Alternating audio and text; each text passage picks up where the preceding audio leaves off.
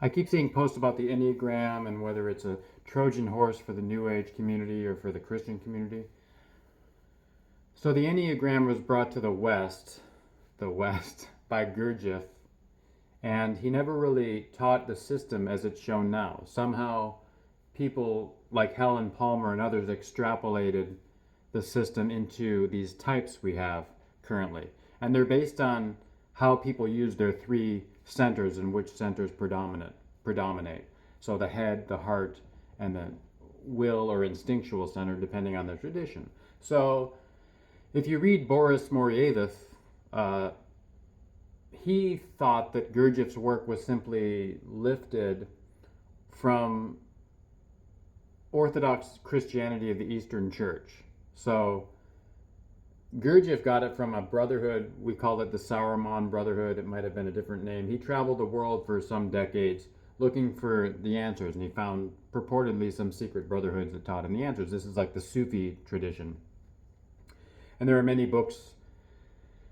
There's one where by Raymond Lafort called The Teachers of Gurdjieff, where he literally goes and talks to some of the teachers of Gurdjieff and finds out, like, he went to this path, and he went to this path, then he was a carpet weaver to learn certain lessons, then he went over here. And the reason I bring this up is because if the Enneagram was brought by Gurdjieff, and if Gurdjieff's teachings were somehow preserved in the Eastern Orthodox Church, as Boris Moryayev claims, and puts forth in his 3-volume Gnosis series, which is compelling, then the Enneagram is already Christian.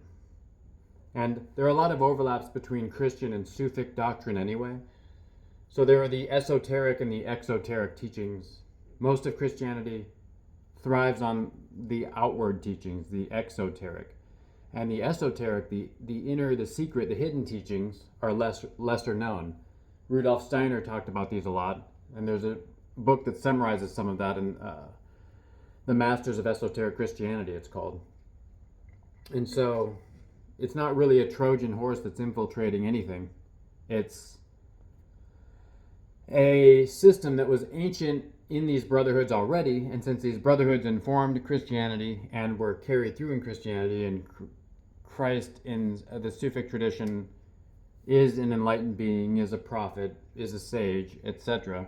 Now, in the esoteric Christian tradition, it's also the Logos incarnated, so it's a higher form of these other things. It's like, as in the exoteric, it changed the course of human history, and it like raised the potential of our vibrations through having this solar Logos embodied most fully in an incarnated human. That raises what's possible, the frequency of the earth.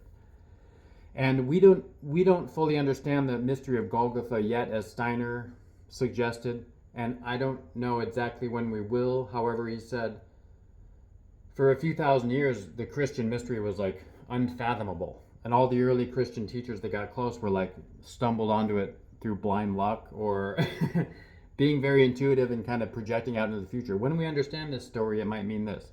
So we're not moving further away from the story and further away from understanding. We're collecting human consciousness and building and growing so that we can understand this profound story. And this is how myth change and dance with the culture, according to Joseph Campbell and others. So back to the Enneagram. Richard Rohr has a book.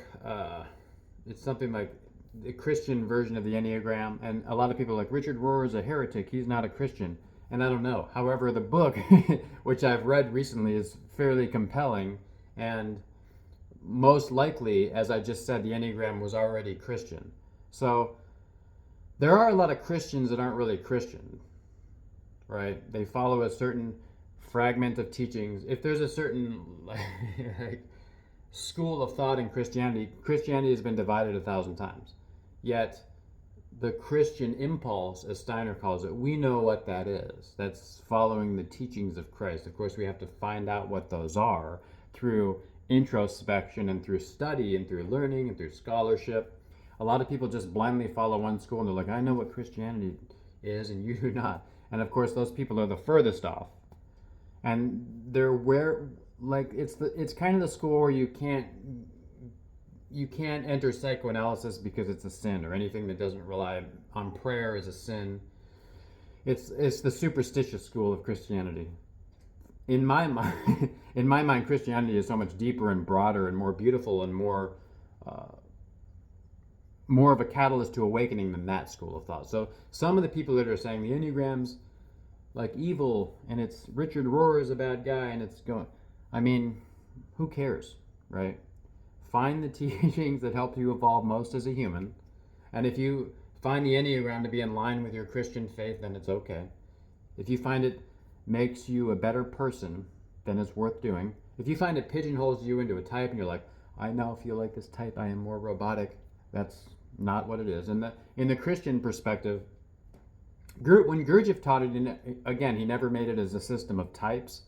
It was like a sort of fluid dance where they would actually move between the functions. And there were these Gurdjieff movements that were taught in one of these brotherhoods. If you ever watch, there's a film, Meeting with Remarkable Men, and it goes through Gurdjieff's book. It's kind of a summary of the book, like a remake. And it's interesting, but you'll see some of these dances by actual practitioners of the time. Some of these dances remain, but the body enacts these principles, and through that we learn through the body. Like in Steiner and the Waldorf school, they do eurythmy, and there's a language of the body, and every lesson is like there's clapping, there's crossing the midline, there's turning, and everything is anchored in the body. So it's the head, heart, and instinctual center. Thoughts and teachings are experienced, and that's a huge, profound thing, and that's what it originally was. We don't exactly know what nourished the further teachings of that went into the Enneagram and became this other thing, though there's a book from the 80s, The People of the Secret, about was there really a secret society maintaining teachings since ancient times to support the evolution of the world? It seems as though there was, and certain people were in touch with it. When I said Christianity and Sufism sort of interact, Saint Francis was a Sufi, they say, according to Inayat Khan's book, The Sufis, which is like a seminal book. And according to The People of the Secret by Ernest Scott, in the 60s, there was like a change in the mandate, so some of these teachings were free to flourish. So people that had the Sufic tradition, the Sufic knowledge, could come out. So there's these interviews with actual Sufis. You have them sharing things they'd never shared before. Now, where did this brotherhood live? Where do the teachings come from, etc.? It's almost like, when you see a channeled teaching, like from the Cassiopeans or the Pleiadians or any number of other ones, the Guardians, Seth. Ernest Scott says that a lot of the people he interviewed claim that it worked like this. Certain people in positions of power, or certain people that were inventors, or certain people that had a certain amount of influence over the culture, they would sit in meditation, and the brotherhood, the knowledge, the wisdom would come through them. So nobody really knew what the highest brotherhood was, though there probably are humans living in the mountains for a long, long time, longer than the human lifespan, who sit in bliss, and measure out wisdom and knowledge based on who's tuning into them, and etc. You can meditate and you may find a way to access this. So it's possible that after this thing lifted, where the secrets were no longer as secret, because the brotherhoods, sisterhoods, etc., decided that people needed a catalyst for the evolution because the world was going on a downward trajectory. So they came in and they said, how they do it, since they don't use force, and they're kind of counter to the powers of war, though Gurdjieff said that the powers of war were a natural occurrence of like building of certain types of energies, and then boom, the catalyst was war, which the building of the certain energies led to what he called a mass psychosis. And obviously it is that, because we as humans are done with war. And this is why it's so hard to enroll people in these wars nowadays. I mean, yes, there's wars going on, and a lot of it's the war with the mind and the media and the consciousness, etc. So it's possible that when these mandates were lifted, these people that were in touch with the Enneagram got further knowledge, either from individuals or from their meditations and from this knowledge being unleashed, opened up, etc.